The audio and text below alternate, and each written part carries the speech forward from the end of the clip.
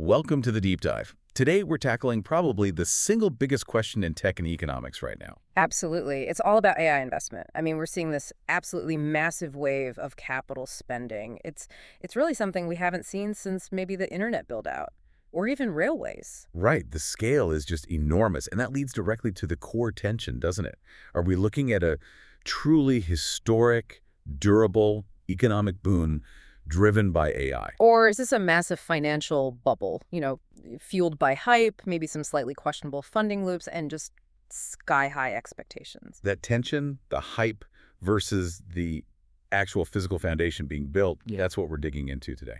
Yeah, and our mission here is really to cut through the noise. We want to give you the clearest possible shortcut to understanding the main arguments, the data behind them. We're going to try and use that Feynman technique approach, break down this really complex mix of finance, tech, infrastructure into simple, understandable parts. Exactly. Aim for clarity, figure out what we actually know, and just as importantly, where the speculation and the unknowns really begin. And hopefully give you, the listener, a kind of practical dashboard.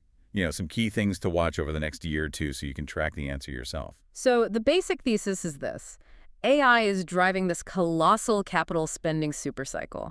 It's mainly focused on three things: chips, those huge data centers, and critically, the power infrastructure needed to run it all. And yes, some parts definitely look frothy, as they say. Frothy is a good word. Financial expectations seem way ahead of the current cash flow in certain areas. But, and this is key, underneath that froth, there's real physical infrastructure being built, hard assets. It's that clash, isn't it? Wall Street excitement versus, actual construction sites and supply chains. It really is. And whether this whole thing proves to be durable growth or ends up deflating like a bubble, well, it seems to boil down to three pretty clear factors over the next, say, 12 to 24 months. Okay, factor one. The cash flow proof. Simple question, really. Do the AI products people eventually use, the copilots, the clever software, whatever it is, do they actually generate enough new revenue?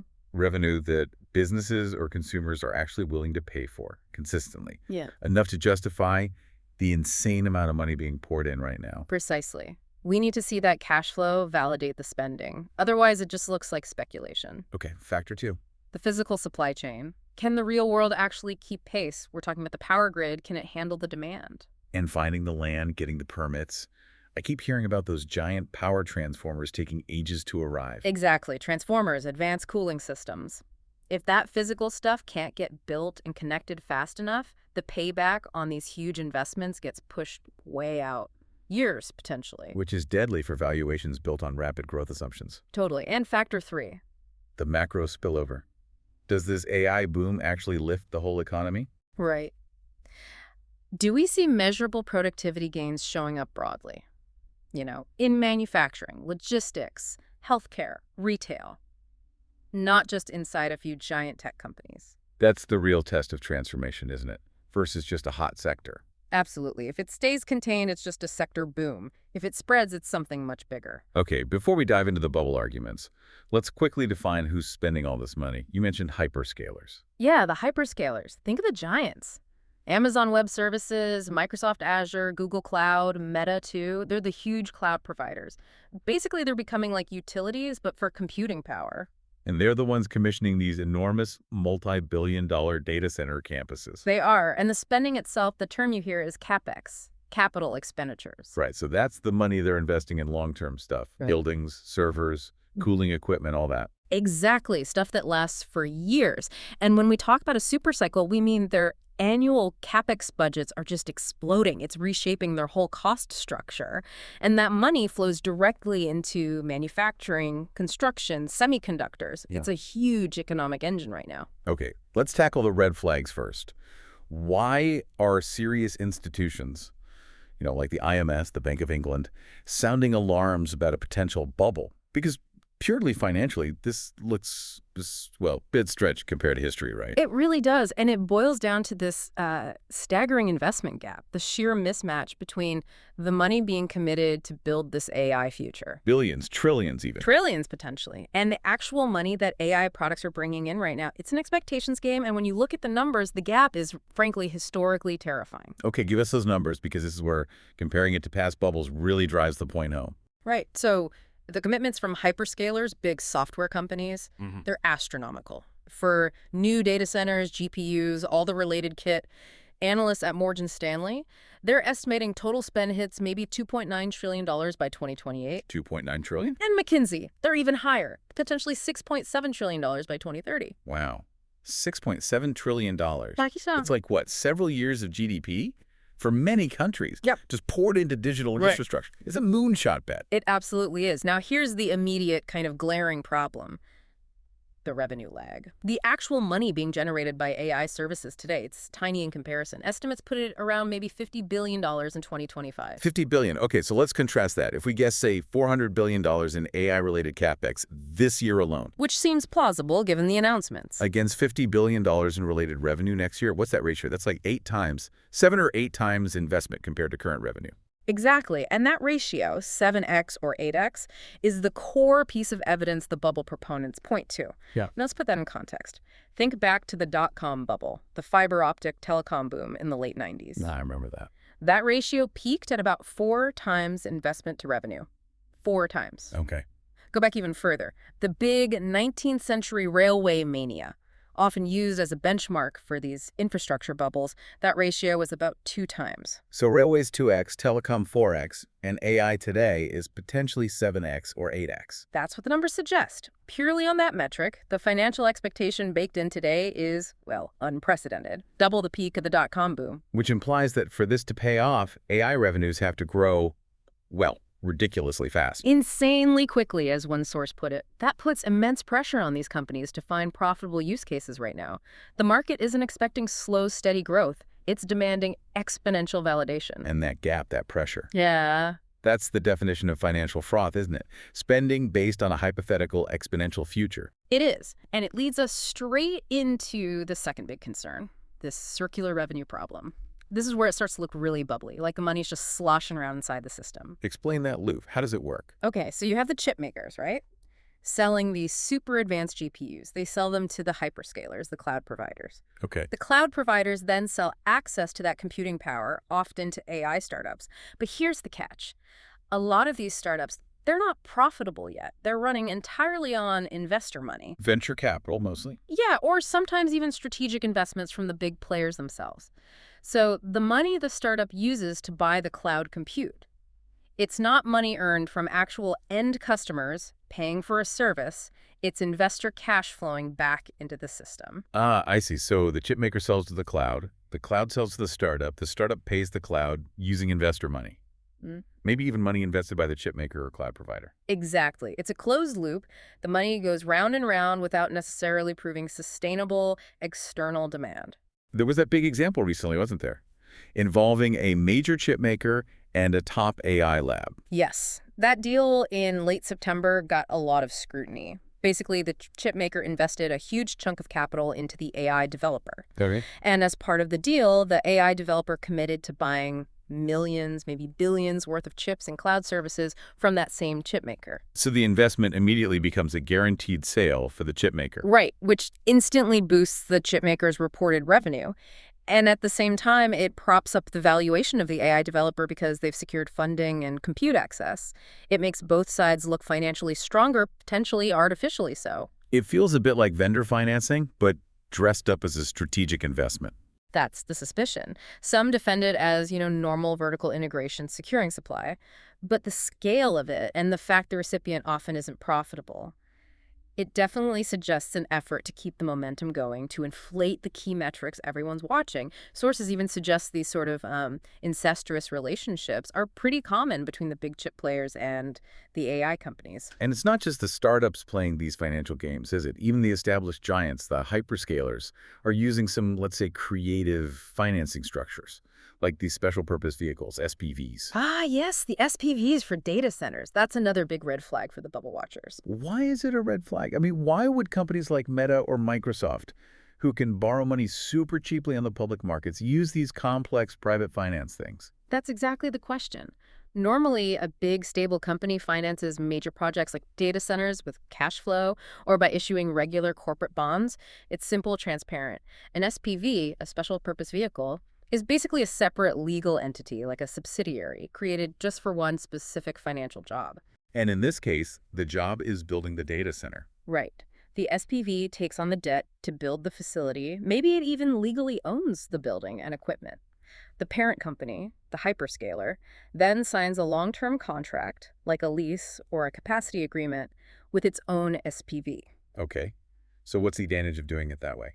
The main advantage from the parent company's perspective is that the massive debt taken on by the SPV, and maybe even the capital expenditure itself, might not show up as clearly or directly on their main balance sheet, at least not immediately. Ah, so it helps keep their headline spending numbers down Yeah. and makes their core cloud business margins look better than they might otherwise. That seems to be the motivation. It's a way to manage market perception. They're pouring trillions into this build-out, but they perhaps don't want the full scale of that spending and the associated debt to spook investors who are focused on profitability and margins. So a company with a rock-solid credit rating, using complex, less transparent financing, usually associated with riskier projects. It suggests they're feeling the pressure of this massive spending cycle. It certainly suggests an intense focus on financial engineering to maintain appearances while undertaking this enormous capex burden. It's managing the narrative through accounting. Okay, beyond the financing tricks, the third big risk factor is concentration, right? The whole market seems to be riding on just a handful of AI-linked mega companies. The concentration is really stunning. Some analyses show that AI or AI-related stocks accounted for something like 80% of the S&P 500's total gains recently. 80%. Wow. So the health of the entire U.S. stock market, and by extension U.S. household wealth, is incredibly tied to the fate of just this one sector. It really is. Now, you could argue the market's always been led by a few big winners. Yeah, like industrial giants back in the day or oil companies. What makes AI different, more fragile? I think it's two things that make it particularly fragile now: the speed of obsolescence, which we'll get to, and the modern wealth effect. On the investment side first, AI-related spending is now driving a huge chunk of all U.S. GDP growth coming from capital investment, maybe 40% of recent growth. 40%. That's a massive dependence on one theme. If that spending slows. U.S. GDP growth takes an immediate hit. But then there's the consumption side, fueled by the stock market gains in these very same AI stocks. The wealth effect. People feel richer because their stocks are up, so they spend more. Exactly. And the data is pretty clear. The top 10% of U.S. earners who own the vast majority of stocks now account for about half of all consumer spending. That's unprecedented. The spending is being propped up by these tech stock gains. So the danger is if the AI stocks take a dive, if there's a valuation accident, as they call it. Then the stock market falls. Those wealthy consumers suddenly feel a lot less wealthy. They pull back their spending sharply. And since they account for so much spending, that hits the whole U.S. economy hard. It's a really dangerous feedback loop. Investment slows down because companies cut capex, and consumption falls because of the negative wealth shock from falling stocks. And with U.S. households having around 30% of their net worth tied up in stocks now, any major tech downturn could trigger a very sharp, very immediate economic slowdown. The systemic risk is incredibly high because of this concentration. Okay, before we shift to the arguments for durable growth, let's quickly address that good bubble counterpoint. You hear this a lot. Well, even if it is a bubble and it pops, at least we're left with all this useful infrastructure, like the railways or the fiber optic cables from past booms. It's a very appealing argument because it seems logical. Those past bubbles did leave behind physical assets tracks, cables that eventually became incredibly valuable, even if the initial investors lost their shirts. You got a 50-year asset out of it. But you're saying there's a crucial difference with AI data centers, something about depreciation. This is the killer counterargument to the good bubble theory. Think about what's inside that data center. Yes, there's concrete and steel, but the most expensive part, by far maybe 60% of the total cost, is the computing hardware itself. The specialized AI chips, the GPUs. And those become obsolete incredibly quickly, right? Because the technology is improving so fast. Exactly. Moore's law is still relentless in this space, and AI models are evolving constantly. A top-of-the-line AI chip today might be functionally outdated or at least economically uncompetitive in just 2 or 3 years. The next generation comes along offering double or triple the performance or efficiency. So if the AI industry hits a downturn, investors aren't left with a durable asset like a railway line that lasts decades. No, they're left with a rapidly devaluing pile of very specialized last-generation silicon. It can't easily be repurposed. This unique accelerated depreciation risk makes a potential AI bubble bust far more financially destructive than previous infrastructure bubbles. Most of the capital spend is on highly perishable goods, technologically speaking. Okay, so we've laid out the very real anxieties, the huge investment gap, the circular funding worries, the concentration risk, that scary depreciation issue. But now let's pivot. What are the strong arguments suggesting this isn't just a bubble?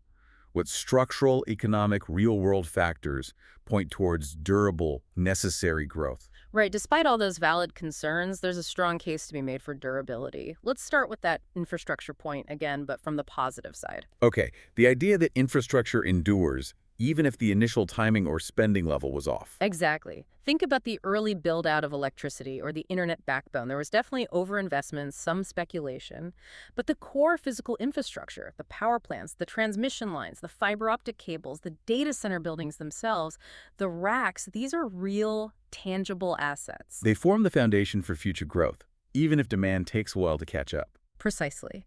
The argument is that this level of compute capacity will be needed for the future scale of AI.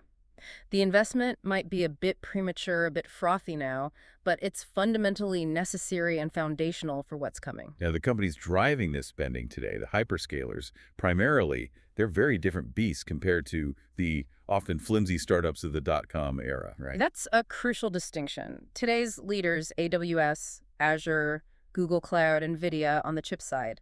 These are generally companies with incredibly strong balance sheets. They have massive, positive free cash flow from their existing mature businesses. They're not totally reliant on raising new money constantly just to survive. No, they have significant operating leverage and can largely self-fund these huge capex cycles.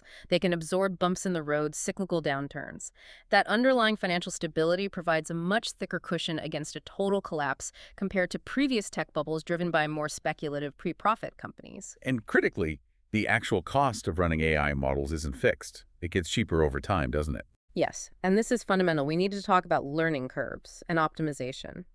The unit cost of doing AI work, whether it's the upfront training of these massive models or the ongoing cost of inference, which is using the model to generate answers or predictions, those costs tend to fall rapidly and predictably. What drives that cost reduction? Better hardware. That's a big part of it. New generations of chips get denser, faster, more power efficient. Interconnects between chips get faster. But just as important is software optimization. What does that mean in simple terms? Getting smarter about using the hardware. Basically, yes. Techniques like quantization allow models to run using less computational power, less energy, without losing too much accuracy. We're constantly finding clever ways to compile the code, route the requests, cache results. All these software tricks continually reduce the amount of expensive hardware needed to perform the same AI task. So the hope is, even if running an AI service today is really expensive, maybe barely profitable, the expectation is that these ongoing cost declines will steadily improve the unit economics. The margin on each AI query or task should get better over time, and that improvement is what ultimately justifies the huge upfront capex. It's a built-in deflationary force for the cost of AI compute. this idea of costs falling and value emerging over time connects to that other big argument, the J-curve. The lag between investment and productivity gains. Right, the J-curve. This is a pattern we've seen with pretty much every major general-purpose technology in history. Steam power, electricity, computers. There's always this initial phase of massive investment, right? Sometimes overinvestment, speculation. That's the downward part of the J. Exactly. And then there's a lag. It takes time before you see the big, widespread, measurable productivity gains across the economy. That's the upward swing of the J. Why the delay? Why doesn't productivity jump immediately when you install the new tech? Because it's not just about plugging in the new machine or installing the new software. Firms have to fundamentally change how they work. They need to figure out how to stop just layering the new tech onto old processes and instead completely re-engineer their workflows around the capabilities of the new technology. Like, it's not just giving everyone an AI copilot, it's rethinking the entire job the copilot's helping with. Precisely. You need to retrain staff, maybe restructure whole departments, invent new ways of managing projects. It takes time for businesses to learn how to truly leverage the potential. So the early economic data, the early productivity numbers, they almost always understate the eventual impact. That makes sense historically, but here's the counter thought. AI feels different, maybe more complex than electricity. You needed the grid, but then using electricity was relatively straightforward. AI requires these complex models, huge data sets, constant updates. Is it fair to assume it will follow the same neat J-curve? That is the absolutely critical question, the skeptical note we have to keep hitting. The entire durable growth argument really hinges on the belief that AI, despite its complexity, will follow that historical pattern. What gives people confidence it will? I think the confidence comes from the potential depth of integration.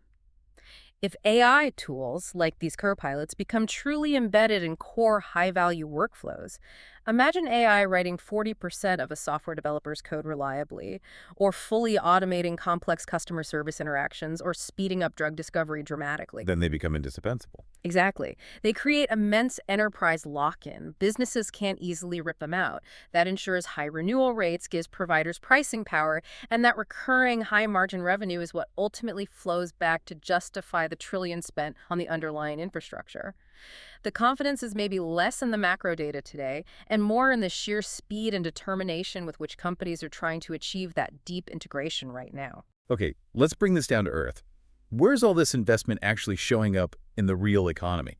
We're talking about real spending hitting Main Street now. Oh, the spillover is already huge and tangible. That AI-related capex for the chips, the servers, the specialized cooling systems, the grid upgrades, it's now a significant slice of total U.S. capital investment. So when a hyperscaler announces a new multi-billion-dollar campus, That sends immediate orders cascading through the supply chain. U.S. manufacturers making semiconductor equipment, server racks, cooling units. They see their order books fill up.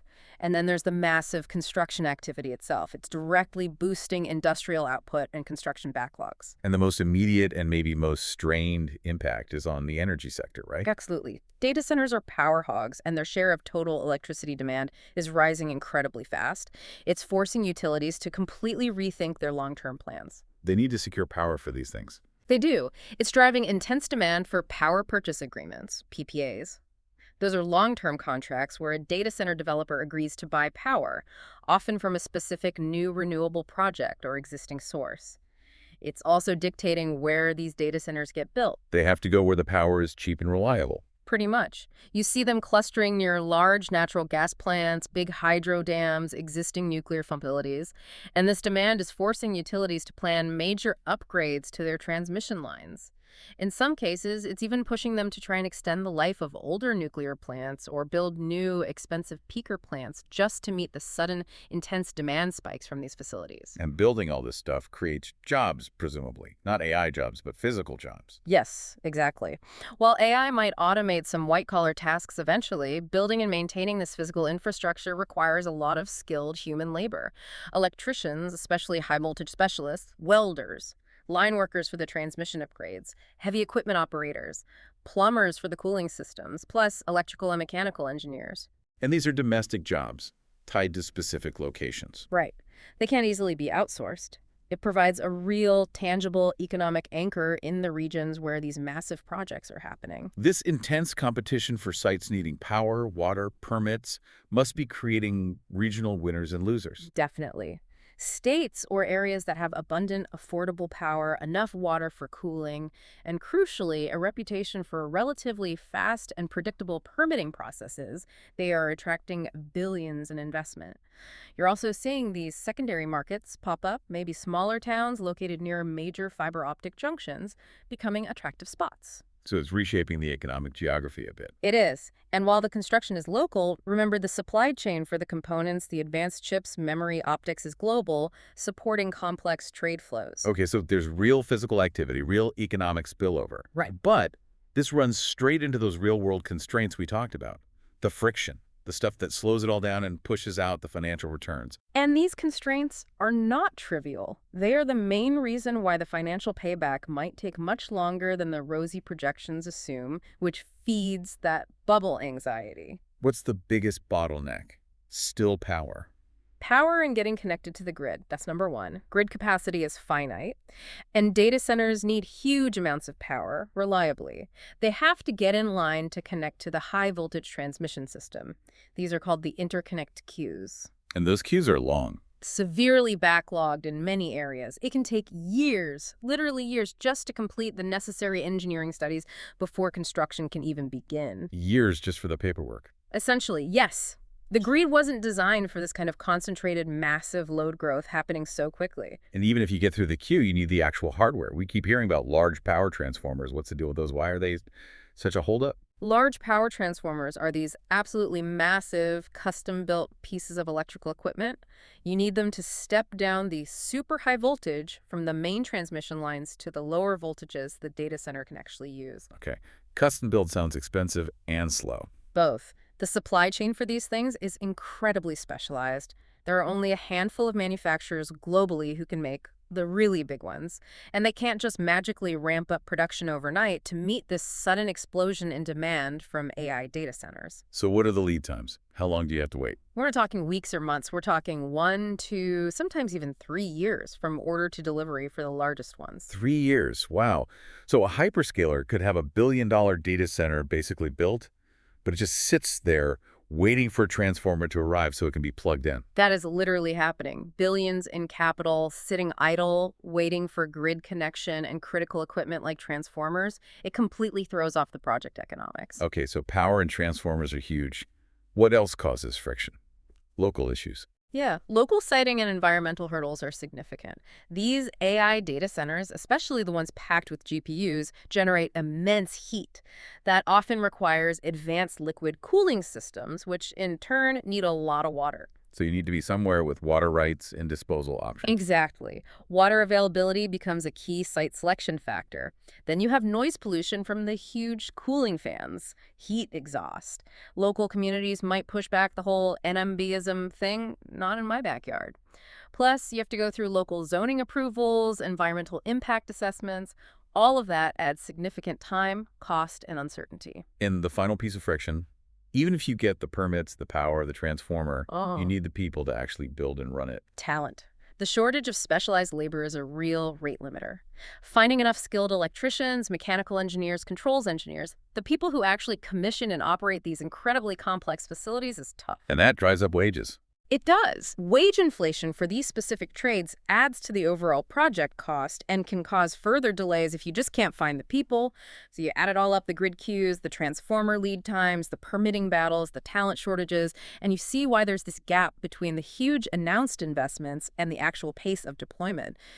That lag fuels the anxiety. Are we spending too much, too fast, before the physical world can actually deliver?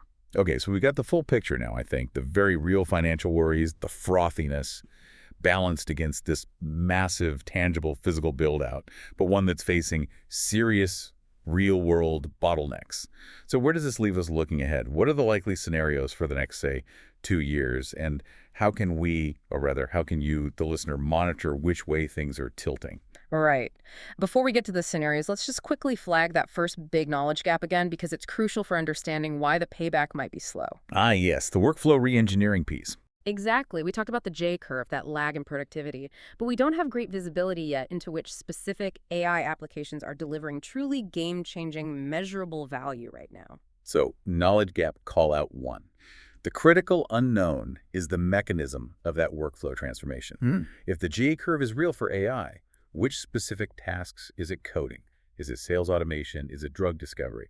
Are showing the biggest, most scalable, most easily measured efficiency gains today. We need those concrete examples, those proof points, to really believe the massive capex will pay off broadly. Precisely. We need to move past anecdotes and see repeatable, quantifiable business results at scale. Yeah. Okay, so bearing that uncertainty in mind, let's think about 3 plausible scenarios for the next 12 to 24 months, given the current tensions. Scenario 1, the bear case. Let's call it air pockets. Yeah, air pockets.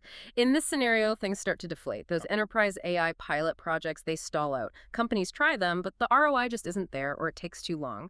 Customers balk at paying the high price premium for AI-enabled software. So the expected revenue surge doesn't materialize. Right, and that forces the hyperscalers' hands. They have to pull back.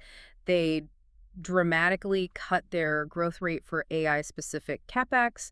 They push out delivery schedules for new data center capacity, maybe even start mothballing projects that are already underway. How would we see that happening? You'd start seeing reports of data center cancellations or deferrals. Look at filings from the utility companies who track connection requests, or the big data center REITs, real estate investment trusts.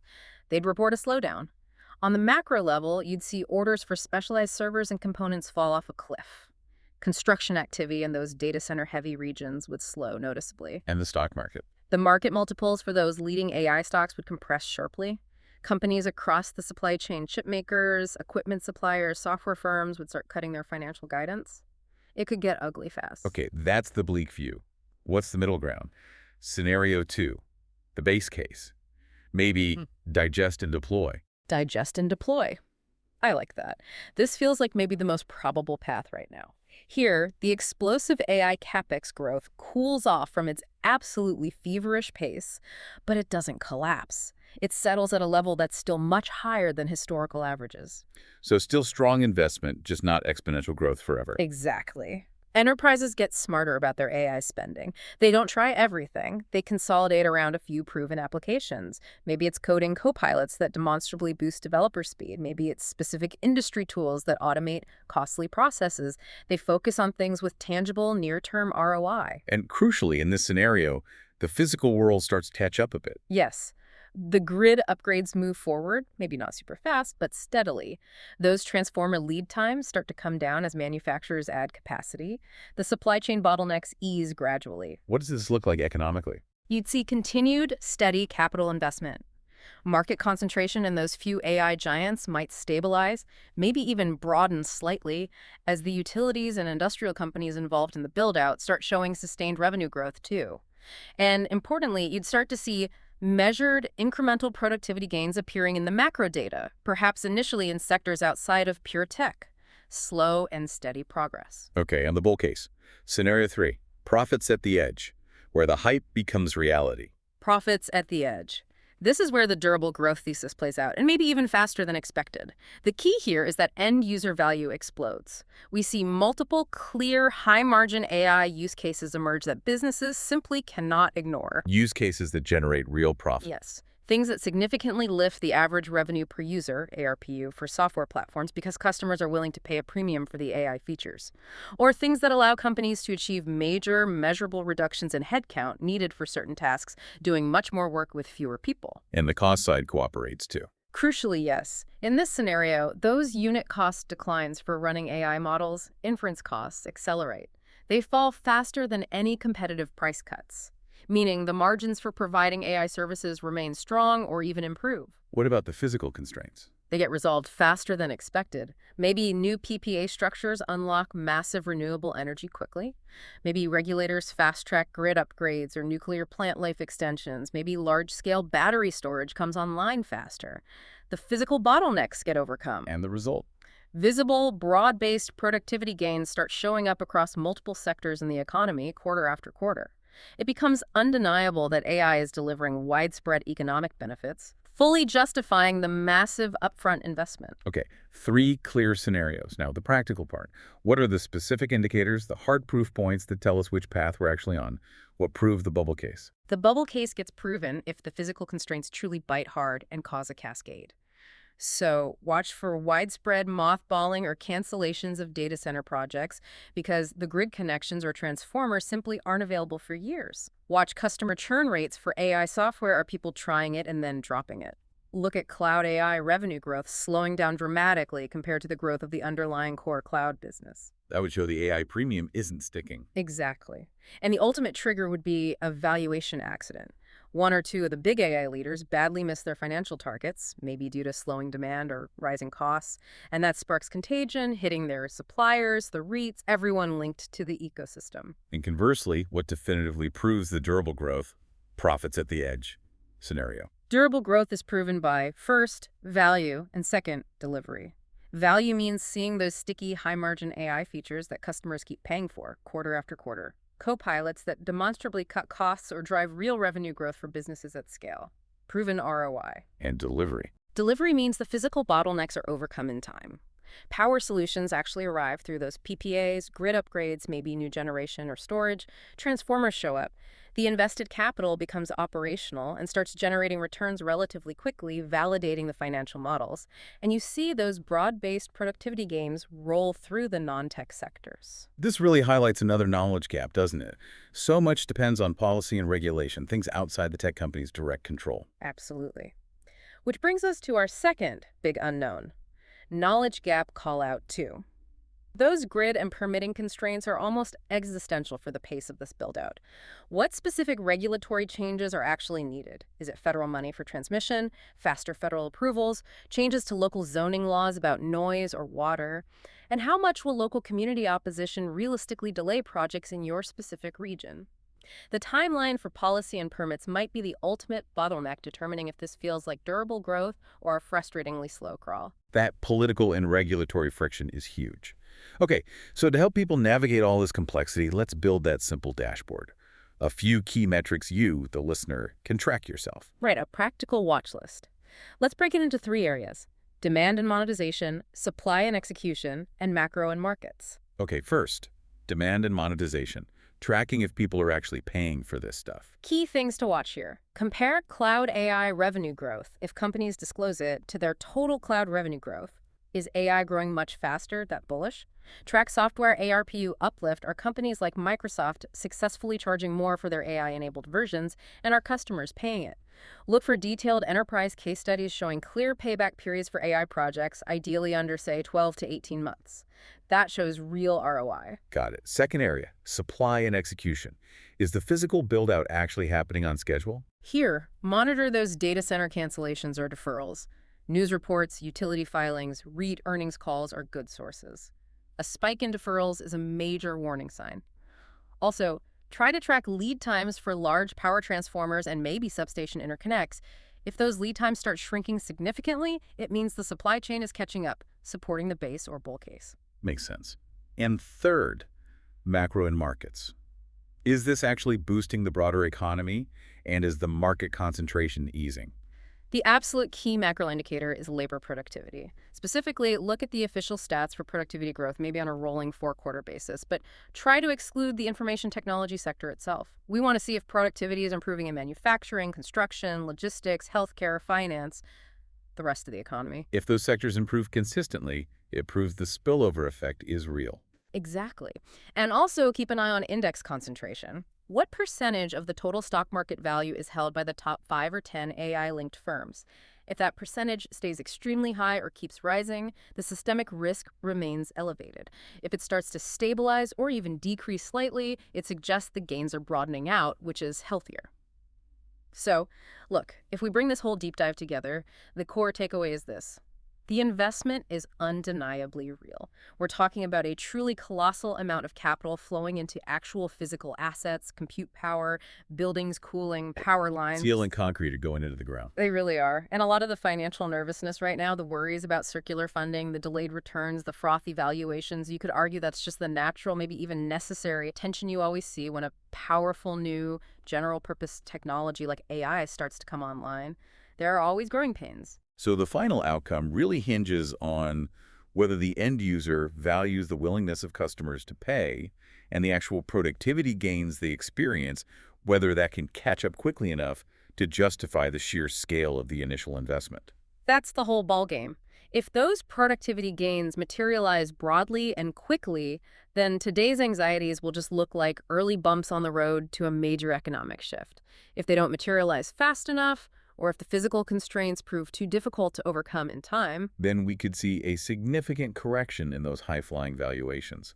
A lot of air could come out of the financial side. definitely. But even then, much of the physical infrastructure that's been built, the data centers, the fiber, the power upgrades that will still be there, ready to support whatever the next wave of technology demands, perhaps more profitably. Okay, before we wrap up, one last provocative thought for you, the listener, to ponder. It ties together the systemic risk and the bigger global picture. Yeah, let's call this knowledge gap call-out 3. We've talked about the huge concentration of U.S. wealth in these AI stocks and the economy's reliance on this investment boom. Now, layer on top of that the current geopolitical landscape. Think about trade tensions, export controls on the most advanced chips, the fact that the supply chains for critical components are spread all over the globe. How does all that geopolitical uncertainty amplify or maybe even mitigate the risk of one of those valuation accidents happening in the near term? Wow. So how vulnerable is this concentrated financial boom to a sudden disruption in the global tech supply chain caused by trade wars or other international incidents? Exactly. It's a massive question connecting Wall Street finance, VC policy, manufacturing hubs in Asia, and the local planning board approving a substation upgrade. It really underscores just how interconnected the financial, physical, and geopolitical aspects of this AI supercycle truly are. A lot to keep track of. It really does feel like the central economic story of our time right now. It absolutely does. Well, thank you for joining us on this deep dive. Keep an eye on those dashboard metrics we talked about, and we'll catch you next time.